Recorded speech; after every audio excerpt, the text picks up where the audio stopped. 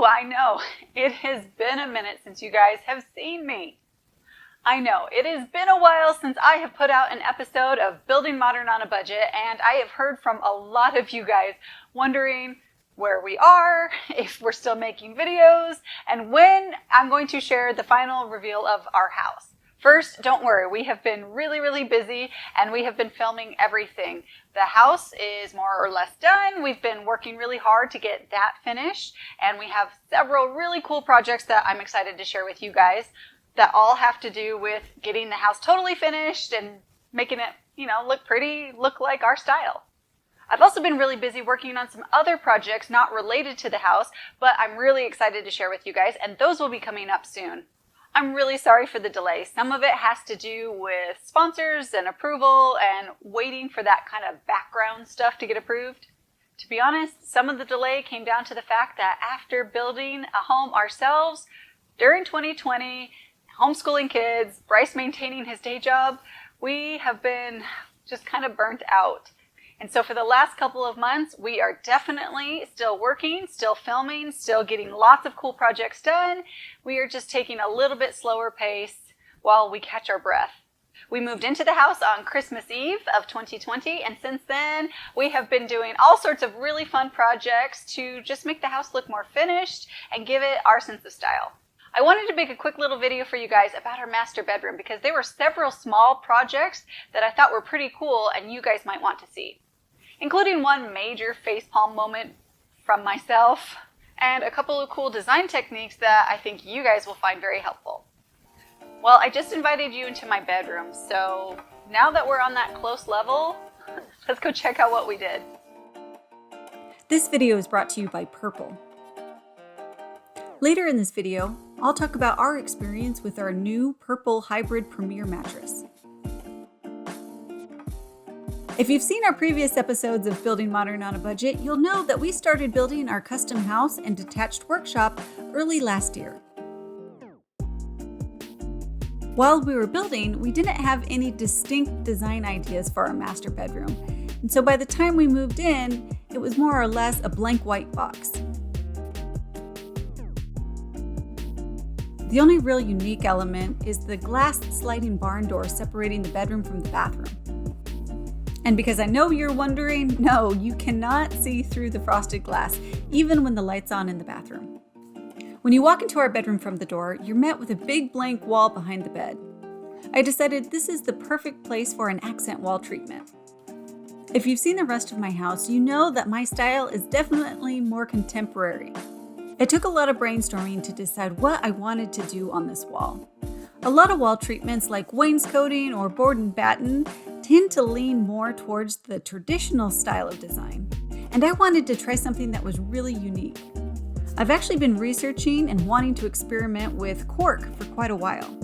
We picked up 7 packs of 3-foot by 2-foot, 1/4-inch thick cork underlayment. The idea was to attach the cork sheets to the wall in a simple grid pattern. I swear I could recall seeing something similar in a mid-century library as a kid. We used a measuring tape, a laser, and a level to mark out the placement for our cork underlayment panels. I like to redecorate pretty frequently, and so I was really concerned with maintaining the integrity of the drywall. It's not unusual for cork to be attached to a wall, but it's typically adhered to the wall using a strong adhesive. I looked around for a removable option to adhere the cork, and I came across poster tape. The package claimed that the tape could hold up to 3 pounds in weight and wouldn't damage a painted drywall surface. I began by adding strips of the poster tape to the back side of each cork panel. I made sure to apply a lot of pressure to the tape to ensure that it was well attached to the cork.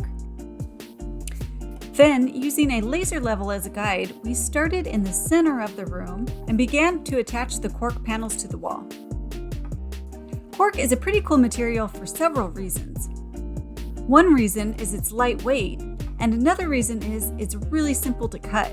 We were able to cut the 1/4-inch thick panels using either a utility knife or even sharp kitchen scissors.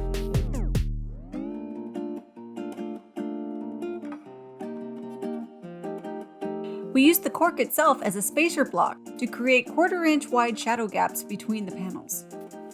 For this type of application, a laser level was an invaluable tool. Each cork panel went up pretty quickly, but we had about 170 square feet to cover, so I don't know if you can tell in the video, we worked well into the night. By the time we were finished, the wall looked beautiful, but we were so tired we didn't even take any photos, and we crawled into bed. Well, if the blank wall behind me is any indication, you now know that the cork experiment was a total failure. As we were sleeping that night, we kept getting woken up by the sound of whole panels of cork crashing to the ground. Apparently, poster tape was not the way to go. We had so many problems with the cork and some of the pieces were damaged, so we would end up needing to buy more material if we were going to try to salvage that project. We're on kind of a tight timeline, so I ended up just going out to the store and buying peel and stick wallpaper.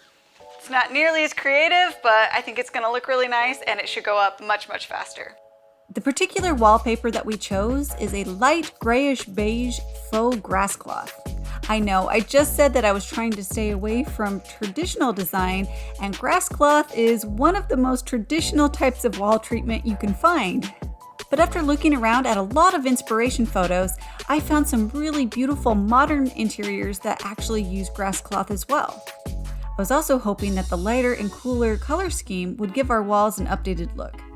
In order to save time both now and when I change my mind and want to redecorate, we chose to go with removable peel and stick wallpaper. The pattern on grass cloth wallpaper is subtle, but unlike most wallpaper patterns, it's not meant to be lined up on adjoining sheets. Traditional grass cloth only came in limited widths, so to keep the same look, even modern faux grass cloth wallpaper is designed to let the seams show. Even in our new home, the angles where the walls meet each other and meet the ceiling and floor are never perfect 90-degree corners. We were able to easily adapt to these small imperfections by running our wallpaper a few inches long on either end and then trimming it back using a sharp utility knife. Luckily, our walls have very little texture, so it was easy to work out any air bubbles underneath the wallpaper using a flexible rubber scraper. If you have textured walls and you really have your heart set on wallpaper, what you'll probably need to do is to first attach thin sheets of plywood or MDF to the wall, and then attach the wallpaper on top of that. I'll warn you now, if you love wallpaper, just know that it's not cheap. The kind that we used goes for around $48 a roll, and we needed 4 rolls for this one wall. However, I was really surprised with how quickly the application went. It only took us about 2 hours to cover all 170 square feet. Now that my accent wall was finished, it was time to update some of the furniture. We had bought a pair of inexpensive mid-century style nightstands from a big box store. They looked pretty good, but I wanted to give them a more retro look to match the authentic vintage furniture that we have in the room. I pulled out an old solid oak cabinet door from my stash and began to cut it down to size on the table saw. My goal was to replace the geometric white drawer front with something that matched the rest of the body. The cabinet door I was using was slightly thicker than the original drawer front, so that meant I needed to put my new oak drawer front on a diet by sending it through the planer a couple of times. Once the new drawer fronts were the correct thickness, I took them back over to my table saw to cut a couple of decorative grooves along the top edge. I wanted to make sure that the new drawer fronts fit as well as the old ones, so I used the old drawer fronts to make my marking for the length. I was then able to go to the miter saw and cut the new drawer fronts to length, making sure to creep up on the cut. To create an integrated drawer pull, I decided to use the cut-off edge of the cabinet door. The long edge was already rounded over, so all that I needed to do was to slightly round over the cut ends. I applied glue to the top edge of the new drawer face and then aligned the full-length integrated handle. I added a few 23-gauge pin nails to hold the pieces together while the glue set up. At this point, the new drawer fronts were more or less built, they just needed to be finished. I started by staining the exposed cut edges to match the existing finish on the face of the cabinet door. As you can see, the body of the nightstand was not built from oak, so the drawer fronts will never be a perfect match. But I knew I could play around with the colors some more and get them a lot closer. I began to apply my secret weapon, a lacquer-based wood toner. I've talked about wood toners a lot on my channel. I use them almost anytime I'm staining or clear coating natural wood. A wood toner is basically a slightly tinted, translucent top coat that you can apply on top of your stain or bare wood, which can help even out the highs and lows in a contrasting grain, or can be used to cancel unwanted tones in a finish. Or in my case, actually add some more richness and tones to the wood. When it came time to attach the drawer fronts, I used the old playing card trick for alignment.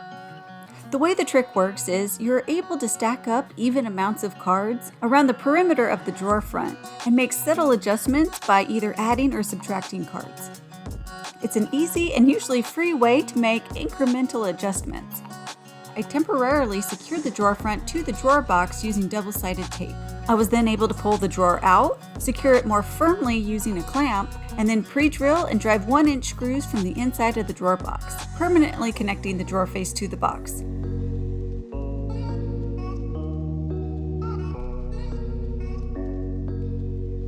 At this point, the wall was accented, the furniture was updated, and it was time for the star of the show, our new Purple Mattress. The first thing to do was to remove our old traditional shapeless mattress off the bed. I know all king mattresses are a little on the heavy side, but I was shocked and frankly disgusted by how heavy our mattress had gotten over the years. We love that we were able to pick out our Purple mattress online and have it shipped directly to our house. I've heard a lot about Purple's unique gel grid design and how it can stretch and flex to accommodate your pressure points better than other materials. However, Bryce and I really got used to the feel of an inner spring mattress after sleeping on one for so many years. So we were excited to discover the 3-inch hybrid Premier mattress, which is the best of both worlds. The base is built with individually wrapped stainless steel coils and then topped with 3 inches of that magical purple grid. I had no idea inner spring mattresses could be rolled up for delivery. On other episodes of Building Modern on a Budget, I've talked about the unique climate challenges of living in the desert. Purple mattresses are especially great at keeping you at the optimal temperature while you sleep. Both the 1800 air channels built into the grid, as well as the Stretch Max cover, breathe and allow for air circulation. That means no more sweaty summer nights. Ready to see the room all put together?